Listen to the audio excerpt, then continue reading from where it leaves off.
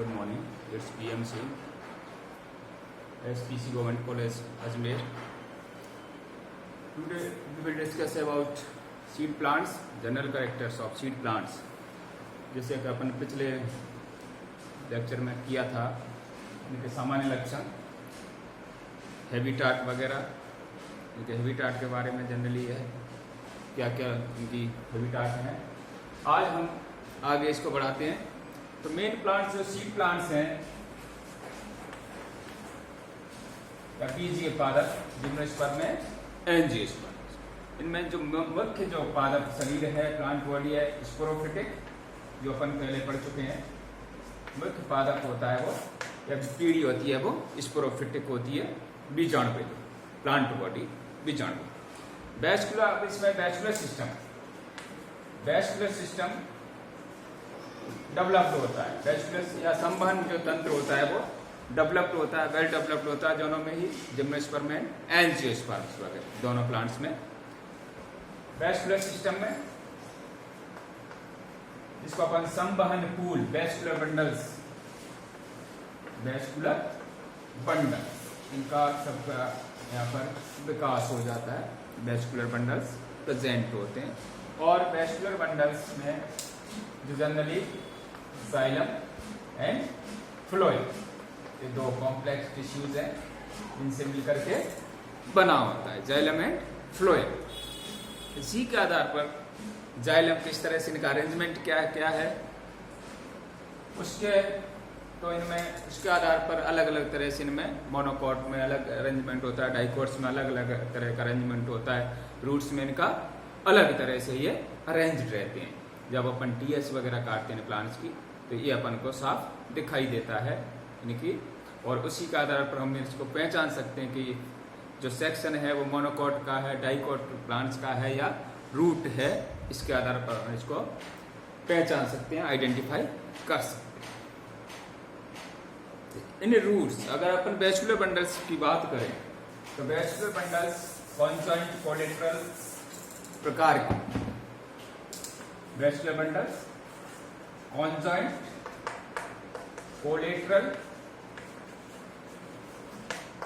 Open and closed in stem, ठीक है।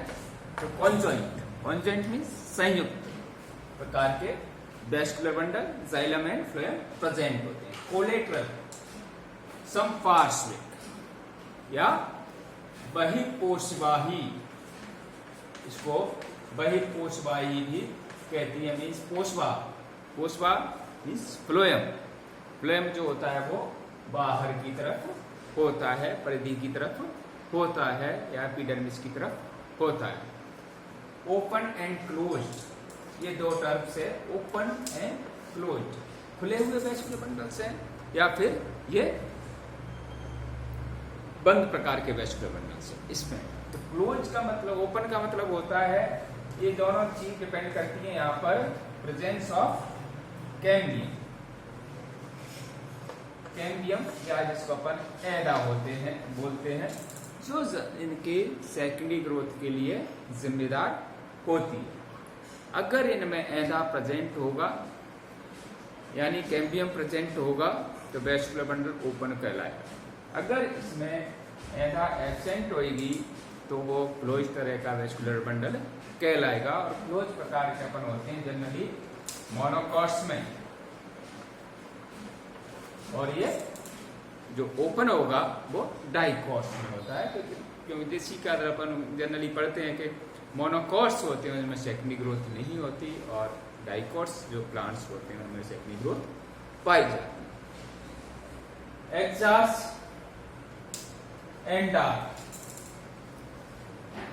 इसी अब ये बात हुई अपन की स्टेम वाली, तो open and closed, conjoint collateral open and closed तरह से इनका अरेंजमेंट वैस्कुलर बंडल का होता है। अगर अपन रूट की बात करें तो वहां पर ये दोनों रेडियली अरेंज होते हैं, जाइलम एंड फ्लोएम अलग अलग तरह से जगह पर पाए जाते हैं, कॉन्जॉइंट ना होकर के, और एक्सार्च होते हैं इस तरह से, जैसे ये यहाँ पर ये जाइलम और यहाँ पर ये फ्लोएम। इस तरह की ये फ्लोएम है और ये जाइलम, और यहाँ पर ये प्रोटोजाइलम और सेंटर की तरफ मेटाजाइलम। तो इस तरह की जो कंडीशन होती हैं वो होती हैं रूट्स में, और ये जो अरेंजमेंट कहलाता है रेडियली अरेंजमेंट कहलाता है, जो जड़ों में पाया जाता है। इसी के आधार पर ये डायआर्च, पॉलीआर्च, एक्सार्च, यानी पोजीशन ऑफ प्रोटोजाइलम। अगर बाहर की तरफ तो एक्सार्च कहलाएगा, अगर सेंटर की तरफ है तो ये एंडार्क कहलाता। तो इस तरह की अलग अलग तरह की कंडीशंस इनमें रूट एंड शूट में, monocot and dicot and gymnosperm, इन सभी में प्रेजेंट होती हैं कैम्बियम के आधार पर, और इसमें इसी के आधार पर यहाँ पर सेकेंडरी ग्रोथ भी डिपेंड करती है। सेकेंडरी ग्रोथ प्रेजेंट और एब्सेंट। बेस्ट वन, अब यहाँ पर कैम्बियम की बात हुई, अब बात करते हैं जाइलम। तो जाइलम में generally vessels, tracheids, xylem fibre and parenchyma. ये चार चीजें जनरली पाई जाती है, इससे ये बना होता है जाइलम। और फ्लोएम में कंपेनियन सेल्स, सीव सेल्स वगैरह, सीड ट्यूब, ये सब पाई जाती हैं। अब यहाँ ध्यान रखने वाली बात है, जैसे अपन सीड प्लांट्स की बात है, तो सीड प्लांट्स दोनों ही प्लांट्स हैं, जिम्नोस्पर्म एंड एंजियोस्पर्म। तो जिम्नोस्पर्म जो है वहाँ पर जाइलम में वेसल्स अपन पढ़ चुके हैं कि वेसल्स एब्सेंट होती है जनरली इन जिम्नो स्पर्म, लेकिन नीटेल्स ऑर्डर है इन जिम्नोस्पर्म, नीटेल्स, इसमें वेसल्स प्रेजेंट होंगी, इसमें वेसल्स प्रेजेंट होती हैं। तो ये एफीड्रा जो अपन का सिलेबस में है उसमें इस वेसल्स भी प्रेजेंट होती है, जनरली इनमें ये नहीं पाई जाती। कुछ अपने लोअर एंजियोस्पर्म्स हैं या हाइड्रोफाइट्स हैं, उनमें भी वेसल्स का अभाव होता है। डेटासेंट्रेसी, ट्रोकोडेंड्रेसी जो फैमिलीज हैं, या अपन हाइड्रिला की बात करें जो एक हाइड्रोफिटिक प्लांट है, वहाँ पर वेसल्स एब्सेंट होती हैं, यानी वाहिकाएं नहीं होती। तो जो वेस्कुलर सिस्टम होता है जाइलम, वो वाहिकाओं का ही, ट्रैकीड्स का बना। नेक्स्ट जो लक्षण है, जैसा कि अपन ने पहले पढ़ चुके हैं कि जो सीड बनता है, सीड के लिए सबसे आवश्यक जो चीज है वो चीज है हेट्रोस्पोरिया, विषम बीजाणुता का निर्माण। हेट्रोस्पोर, विषम बीजाणुता का पाया जाना ही मुख्य विशेषता है हेट्रोस्पोरी या सीड के निर्माण में। तो यहाँ पर जैसा अपन पढ़ चुके हैं कि ये सभी फ्लावरिंग प्लांट, ठीक है, और इनमें, इन फ्लावरिंग प्लांट्स में दो तरह के स्पोर्स बनते हैं, माइक्रोस्पोर्स एंड मेगास्पोर। यही हेट्रोस्पोरी कहलाती है, यानी production of two types spores, यही हेट्रोस्पोरी है। विषम बीजाणुता है, दो अलग अलग तरह के बीजाणु का निर्माण। अब यहाँ पर माइक्रोस्पोर्स है, वो अपन को जिसको कह सकते हैं अपन पोलन ग्रेन्स। मेगास्पोर में इसमें ओव्यूल आ जाएगा, और इस या मेगास्पोरेंजिया, मेगास्पोरेंजिया से ओव्यूल का निर्माण हुआ और यहाँ पर एग सेल का निर्माण हुआ। तो ये चीज इसमें पाई जाती है सारे जिनमें, सारे प्लांट्स में, सीड प्लांट्स में हेट्रोस्पोर। और इसमें जो मेन चीज है यहाँ पर ये फ्लावरिंग प्लांट है। फ्लावर जैसा कि अपन जानते हैं, फ्लावर ये मॉडिफाइड शूट, क्या है ये? रूपांतरित प्ररोग है। पुष्प, एक रूपांतरित प्रोरोग है जहाँ पर इसका निर्माण होता है। तो अब यहाँ पर इसी के आधार पर प्लांट्स में या फ्लावर वगैरह जो भी होते हैं यूनिसेक्सुअल भी होते हैं और बाइसेक्सुअल कंडीशंस भी होती हैं। हर्मेफ्रोडाइट यानी उभयलिंगी एंड एकलिंगी, मेल एंड फीमेल फ्लावर अलग अलग तरह के होते हैं, अलग अलग हो सकते हैं और एक ही पुष्प में या दोनों ही रिप्रोडक्टिव ऑर्गन्स प्रेजेंट हैं तो बाइसेक्सुअल भी हो सकते हैं। जनरली अधिकांश पौधों में ये पाया जाता है, लेकिन जिम्नोस्पर्म अधिकांश वहाँ पर ये डायोसियस कंडीशंस पाई जाती है। मेल एंड फीमेल प्लांट ही अलग होते हैं या फ्लावर भी अलग अलग होती है। जैसे अपन साइकस अपन देखते हैं तो वहाँ पर मेल फ्लावर अलग होती है, मेल प्लांट ही अलग है और फीमेल प्लांट अलग है वहाँ पर। तो मेल कौन है, फीमेल कौन है, माइक्रोस्पोरोफिल एंड मेगास्पोरोफिल वहाँ पर अलग अलग इनमें प्लांट्स होते हैं। इसी तरह से एफिड्रा में भी अलग होती हैं दोनों, तो वहाँ पर कंडीशंस अलग है। लेकिन एंजियोस्पर्म्स में ये जनरली जो फ्लावर होते हैं वो बाइसेक्सुअल अधिकांश पाए जाते हैं और एक ही पुष्प में दोनों ही तरह के रिप्रोडक्टिव ऑर्गन्स प्रेजेंट होते हैं। तो flower bisexual, unisexual, monoecious and dioecious होते हैं। अब इनमें पॉलिनेशन, तो पॉलिनेशन जैसा अपन देख चुके हैं कि जो एंजियोस्पर्म है उसमें बहुत सारे पॉलिनेशन कई तरह से कीट परागण भी पाए जाते हैं। एयर द्वारा भी होता है, जल द्वारा भी होता है, कीटों द्वारा भी होता है, स्नेल द्वारा भी होता है, तो बहुत सारे माध्यम है। लेकिन जब जिम्नोस्पर्म की बात हुई तो वहाँ पर एनिमोफिलस या बाई परागण कंडीशंस पाई जाती है। एनिमोफिलस कंडीशंस पाई जाती है। वहाँ पर जनरली जो परागण होता है वो एयर द्वारा होता है, ठीक।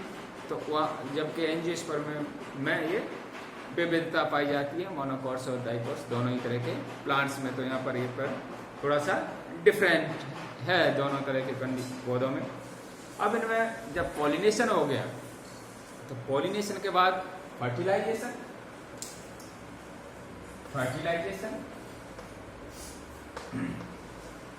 तो फर्टिलाइजेशन होता है यहाँ पर साइफोनोगेमस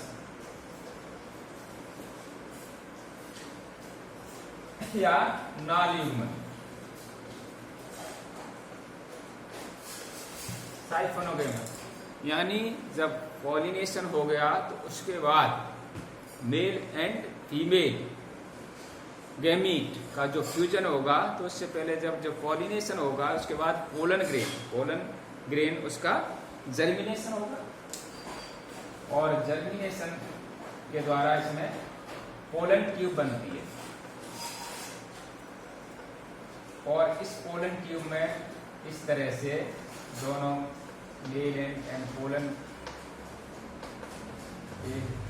मेल गैमीट और ये ट्यूब न्यूक्लियस ये सब मिल करके और फीमेल एग तक ये पहुंचते हैं। इस तरह की जब फर्टिलाइजेशन की कंडीशंस होती हैं या नालियुग्मनी कहलाते हैं, यानी जो मेल गैमीट है वो पोलन ट्यूब के द्वारा फीमेल गैमीट तक या एग तक पहुंचे, तो इस तरह की जो कंडीशंस कहलाती हैं वो साइफोनोगेमस फर्टिलाइजेशन कहलाता है। तो ये सब इनमें पाया जाता है सीड प्लांट्स में। नेक्स्ट अपन अब यहाँ पर फर्टिलाइजेशन हुआ, जाइगोट बन गया, जाइगोट के बाद फॉर्मेशन होगा एम्ब्रियो और एम्ब्रियो भ्रूण बना मल्टीसेलुलर और यहाँ पर इनमें रेस्टिंग स्टेज पाई जाती है, यानी सुप्त अवस्था भी प्रेजेंट होती है इन प्लांट्स में, सीड प्लांट्स में। जैसा कि आप टेरिडोफाइट्स में पढ़ा तो ये सब चीजें नहीं पाई जाती थी, वहां पर रेस्टिंग हेटेरोस्पोरी बनी लेकिन रेस्टिंग स्टेज नहीं आई, तुरंत फर्टिलाइजेशन, एम्ब्रियो फॉर्मेशन और जर्मिनेशन नेक्स्ट। तो इस तरह की कंडीशंस वहां पर नहीं थी, जबकि यहाँ पर रेस्टिंग स्टेज भी पाई जाती है इन सीड प्लांट्स में। तो ये इस तरह से नेक्स्ट जब एम्ब्रियो में फिर आगे एम्ब्रियो के बाद इसमें सस्पेंसर भी बनता है, सस्पेंसर का निर्माण भी होता है यहाँ पर इन सीड प्लांट्स के अंदर। सस्पेंसर रेस्टिंग स्टेज पाई जाती है। और इस तरह से हैप्लॉइड से डिप्लॉइड दोनों पीढ़ियां बनती रहती है, यानी सीड से पुनः जर्मिनेशन हुआ और नया एक स्पोरोफिट पीढ़ी का निर्माण होता है सीडलिंग द्वारा। तो इस तरह से ये इनका लाइफ साइकिल स्पोरोफिटिक एंड गैमीटोफिटिक, एक हैप्लॉइड डिप्लॉइड। लेकिन यहाँ ध्यान देने वाली बात यह है कि जो स्पोरोफाइट होता है वही मेन प्लांट बॉडी होती है और इसी के ऊपर टोटली पुष्प वगैरह या गैमीटोफिटिक अवस्था है वो इस पर निर्भर रहती है कंप्लीटली। और आगे सीड बनता है तो सीड के लिए यहाँ पर बहुत सारी चीजें हैं जो इसके डिस्पर्सल में सहायक होती हैं और एक जगह से दूसरी जगह ये सीड पहुंचाए जाते हैं और इसके कारण ये आज मुख्य वनस्पति है इन सीड प्लांट्स की, इन जिम्नोस्पर्म एंड एंजियोस्पर्म्स की। तो जिम्नोस्पर्म तो नहीं, लेकिन इस समय जो मुख्य वनस्पति हैं ऑन लैंड तो वो एंजियोस्पर्म्स हैं, क्योंकि यहाँ पर डिस्पर्सल भी आसानी से होता है, सीड्स का बहुत सारे इसके माध्यम है। तो इस तरह से ये अपना जीवन चक्र पूरा करते हैं और ये इनके मुख्य लक्षण हैं। नेक्स्ट अपन आगे सीड का विकास किस तरह से हुआ इसका अपन डिस्कस करेंगे। Thank you.